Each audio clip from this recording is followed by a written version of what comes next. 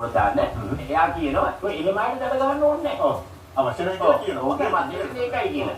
ඒක පොලිස් මාධ්‍ය ප්‍රකාශක කීකේ දාමු. ඉස්මදාරියේ මාර්ගයේ ඉන්නවා කියන එක මතම බොහෝ විට හේතුවක් විනීතව ලියපදීම් සහ යම් විනයක ලියපදීම් සහ හේතුවක්. ඩ්‍රයිව් කරනකොට ඉස්සරහින් කෙනා ෆ්ලෑෂ් ලයිට් එකක් අපි ගන්නවා. ෆ්ලෑෂ් ලයිට් එකක් දාලා සංඥාවක් දුන්නාට පස්සේ පොඩ්ඩක් වේගය බාල කරනවා. නමුත් මම නම් පැහැදිලිවම කියන්නේ අපි දැනුවත් කිරීමක් දැන් පොලිසියට කරලා තියෙනවා. ඒ විදිහේ දෙයක් කළා කියලා ඒ ලයිට් එක ගන්න රියදුරා සම්බන්ධයෙන් නීතිය ක්‍රියාත්මක කළ යුතු නැහැ. මගේ ඉල්ලීම නම් අතරම ඉදිරියෙන් එනකොට යම් රියදුරේ රථය පරීක්ෂාකාරීව පදවනවා නම් ඔබට පුළුවන් නම් පොලිස් නිලධාරියෙක් නොහිටියත් මේ විදිහේ සංඥාවක් කරලා හරි ඔහුව පාලනය කරන්න යම් කිසි කෙනෙකුගේ ජීවිතය බැරි. සමහරට ඔහුගේ ජීවිතයත් බැරි. අපිට අවශ්‍යත් ඒක. මොකද රජයක් විදිහට කවදාවත් දඩ මුදල් වලින් ආදායම් ලැබීමක් බලාපොරොත්තු වෙන්නේ නැහැ. රජය ආදායම් ලබා ගැනීම ක්‍රමයක් නෙවෙයි දඩ මුදල්. ඒක අපිටත් අවශ්‍ය නැහැ. දඩ ලබා දීලා මුදල් එකතු කරගන්න. පොලිසියට තෑගි මුදල් ලබා ගැනීම අවශ්‍යතාවයත් අපිට නැහැ. අර විදිහට ෆ්ලෑෂ් ලයිට් එකක් දාලා එන කෙනෙක් එනවා නම් උඩින් එයා පාලනය කරගන්න. ඔබට හැකි පක්‍රමයක් ඔබ බොරුවට හරි කරන්න. එතකොට එයා පාලනය වෙයි. ඒකෙන් අපිට අනතුරක් පරිදි අපි අවශ්‍යතාවයක් වෙන්නේ. අනිවාර්යයෙන්. ඉතින් ඇත්තටම හොඳයි සුදායි කියන්නේ මේ හැමදේම කරන්නේ මනුස්සයන්ගේ ජීවිතය ආරක්ෂා කරගන්න සහ අනිත් අයගේ දැන් නම් එහෙම නෙමෙයි. දැන්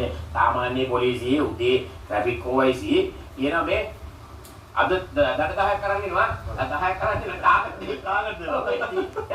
නෑ ඕකේ බුද්ධික මනසක මාත් ඕක කියන්නේ දැන් පොලිසිය දකින්න මිනිස්සු අම්මට කියලා කියනවද නේ ඔව් නෑ නෑ ඒක ඉතාලම හොඳ වැඩක්. එහෙම අපි වෙනස් වෙන්න ඕන.